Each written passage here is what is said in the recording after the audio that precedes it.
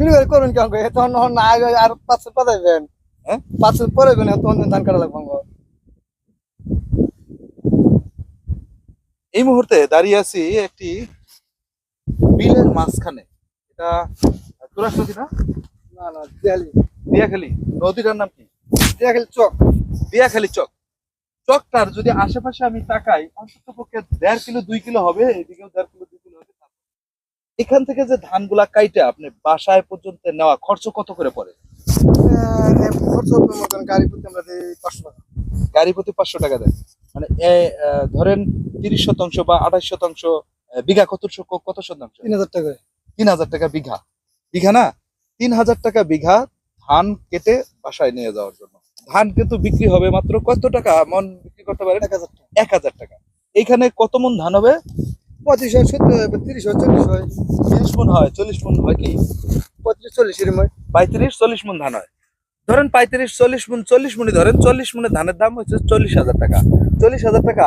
আর একেবারে লাগানো থেকে শুরু করে সম্পূর্ণ তার খরচ কত টাকা যায়? 15,000 টাকা ধরেন। 15,000 টাকা যায়। সম্পূর্ণ 15,000 টাকা 15,000 যায়। টাকা আর বাদ বাকিটা লাভ থাকে। লাভ থাকে ওটা। লাভ থাকে। একটা কথা এখানে বিশেষ করে এখানে বলতে হবে, এই জমিগুলোতে কিন্তু পানি সেচের খুব কম প্রয়োজন হয় দেখেই তাদের এই লাভটা আছে। কিন্তু অন্য অন্য জায়গার ভিতরে, অন্য অন্য বিলের ভিতরে বা অন্য অন্য চকের ভিতরে প্রতিনিয়ত পানি দিতে হয়। সেই ডিজেলের যে পরিমাণে দাম বাড়তেছে, ডিজেল যেভাবে বাংলাদেশে পাচ্ছে না, যেভাবে মানে খুব অরাজকতার সৃষ্টি হয়ে গেছে, সেই তুলনায় এই বিলটার ভিতরে পানি থাকার কারণে, বৃষ্টি বাদল হওয়ার কারণে এই চকের ভিতরে খরচ অনেকটাই সম্ভবত কম। আর যারা প্রতিনিয়ত পানি দেয় তাদের কি অবস্থাটা একটু ভাবেন। তবে আপনাকে অসংখ্য ধন্যবাদ।